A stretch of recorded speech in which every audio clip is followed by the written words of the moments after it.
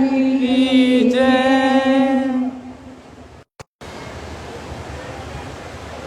बैकुंठ में बैठे हुए भी आज नंगली निवासी भगवान जी के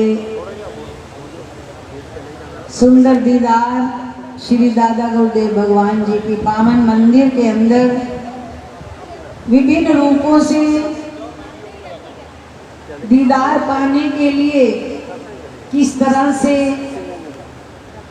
असंख्य रूहें जो बैकुंठ में बैठी हैं वो भी उनका भी दिल तड़प रहा है कि हम भी धरती पर जाकर आज के इस सुंदर आनंद को हासिल करें।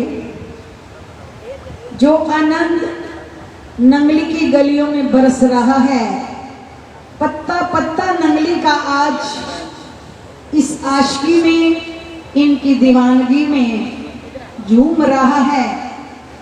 क्यों न बलिहार जाए नंगली के कण पर, जिस कण को मस्तक पर लगाने मात्र से लेख बदल जाते हैं।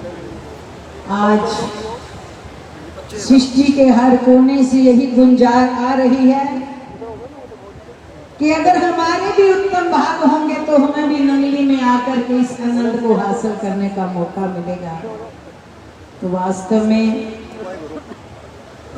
अकथनीय वर्णीय है ये पल जो हमें श्री दादा गुरुदेव भगवान जी के मंदिर में बैठ करके सत्संग भवन, जो कि श्री जुगल जोड़ी महाराज जी मेरे प्राणाधार, जिन्होंने दिन और रात अपनी सुध बुध को खो करके परम पूज्य श्री बड़े महाराज जी और स्वामी जी महाराज जी के स्वप्नों को भी साकार किया।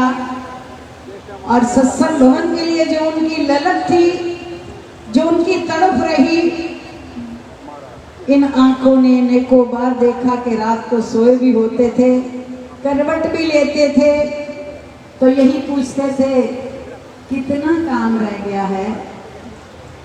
एक बार पुनीत गोलू जी से गुरु महाराज जी ने ये सेवा बख्शी थी सत्संग भवन के निर्माण कार्य की। जिस सन को उद्घाटन हुआ उसी रामनवमी से 1.5 महीना पहले की बात है। फरवरी के पहले हफ्ते में परम पूज्य श्री महाराज जी जबकि यहाँ से पुनीत जी घर पहुंचे सद्गुरु नगर, तो आरती फेर के महाराज जी अपने कक्ष में आए। छोटे महाराज जी कहने लगे, गोलू कितना काम रह गया है सत्संग भवन दा, रामनवमी तक पूरा हो जाएगा। पुनीत ने कहा, महाराज जी ये बहुत मुश्किल है, क्योंकि अभी तो जो सबसे ऊंची सड़क ऊपर की छत है, सत्संग भवन के बीचों बीच सबसे ऊंची जो छत है, उसकी शटरिंग के लिए कोई भी तैयार नहीं हो रहा।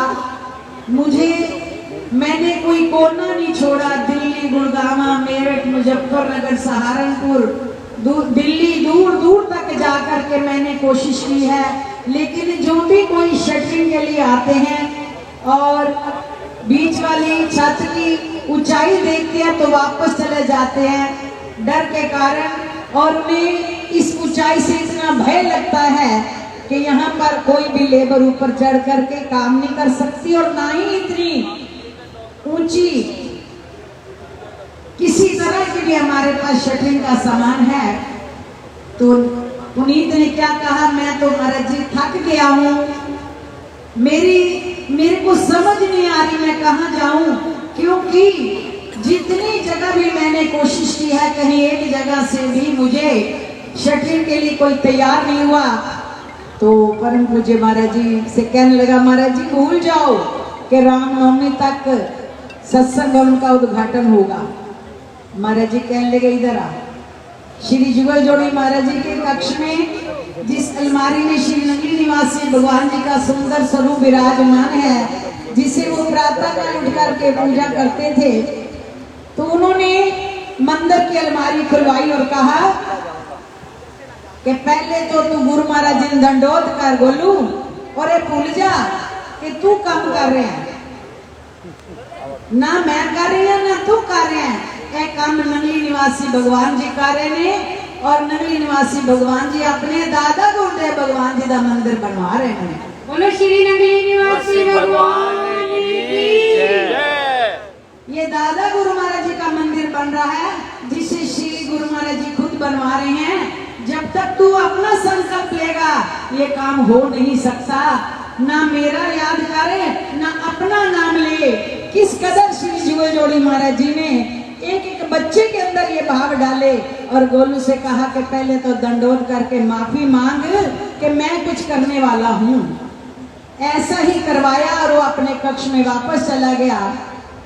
सुबह 9 बजे 8:30 बजे सतगुरु नगर की दहलीज के बाहर, गलियाने की दहलीज के बाहर सड़क पर एक मुसलमान आए और आकर मुंडन खड़े हो गए।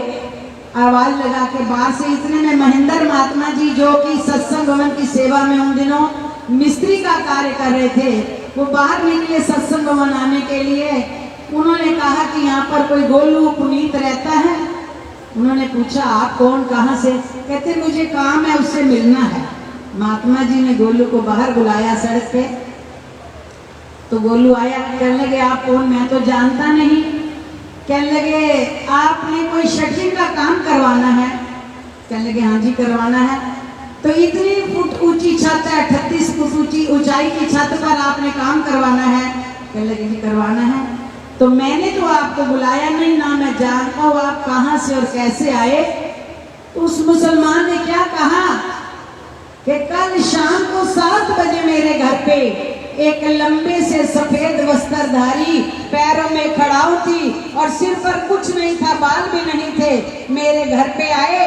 उन्होंने आकर के मुझे कहा कि इस तरह सकौती से अंदर जाना है, इतने किलोमीटर दूरी पर टिब्बा भी कहते हैं और उसे सतगुरु नगर भी कहते हैं, वहां चले जाओ और वहां पर गोलू और पुनीत दोनों नाम उस बच्चे के हैं, उसको मिलना और उससे कह देना कि शटरिंग का काम हम करने आए हैं। और जैसे ही बोले जयकारा, श्री भगवान की जय।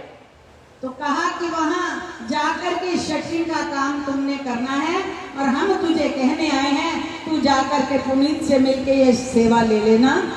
तो कहने लगा उन्होंने मुझे सारा आपका नाम भी पता भी लिखवाया है और यहाँ का रास्ता समझाया है, उनके भेजने पर मैं आया हूँ।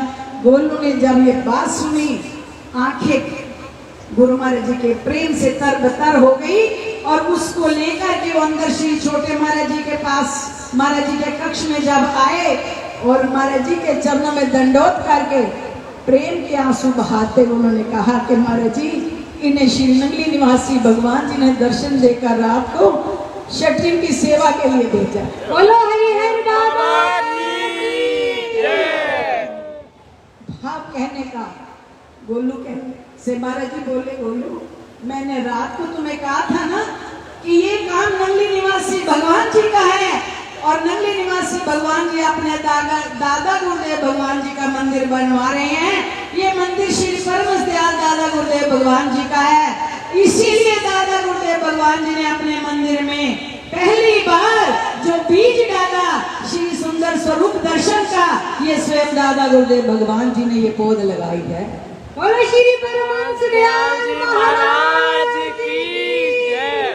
कथनीय अवर्णीय है ये लीलाएं।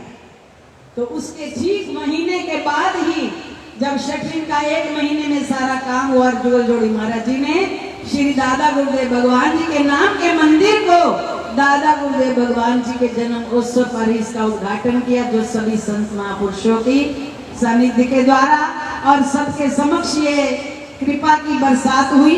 बेमिसाल है इनकी लीलाएं, जिसका वर्णन करना मुश्किल है। जब श्री नंगली निवासी भगवान जी पहली बार नंगली में आए तो नंगली के दीवाने प्रेमी जी ने भी पता लगा भगत गेंदाराम जी के द्वारा कि सकौती में श्री गुरुदेव भगवान मेरे आ रहे हैं। तो वो 10 बैलगाड़ियां लेकर के नंगली से सकौती गए।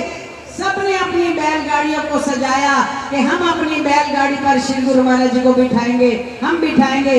जब महाराज जी के पास पहुंचे सतगुरुदेव भगवान जी, नंगली निवासी भगवान जी ने 10 बैलगाड़ियों को देखा, एक एक के भाव को जान लिया और लीला क्या रचाई कि हर बैलगाड़ी वाले भक्त को उसी की गाड़ी पर श्री गुरु महाराज जी स्वरूप अपने साकार रूप में विराजमान हुए।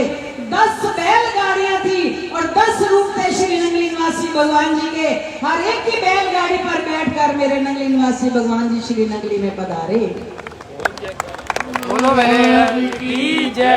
तो कहने का भाव, जिनका रोम रोम में कण कण में सुंदर स्वरूप विराजमान है, उनकी महिमा गाने के लिए ना तो दुनिया में कोई पैदा हुआ है, ना होगा, ना था, ना है, ना होगा। बेमिसाल है इनकी महिमा, इतना नाज जरूर है। हम हाथ उठा कर कहते हैं हम हो गए नकली वाले के। हम हाथ उठा कर कहते हैं हम हो गए नकली वाले के। हम हाथ उठा कर कहते हम हो गए नकली वाले के। हम गली गली में हम शोर मचा कर कहते हैं हम हो गए नकली वाले के। हम शोर मचा कर कहते हैं हम हो गए हरिहर बाबा के। हम हो गए नकली वाले के। हम हो गए नकली वाले के। हम गली गली में कहते हैं हम हो गए नकली वाले के। हम गली गली में कहते हैं हम हो गए हरिहर बाबा के। ओम शुभम बहुत कल्याणम आरोग्यम सुख संपदा सर्वशत्रु विनाशाय दीप ज्योतिर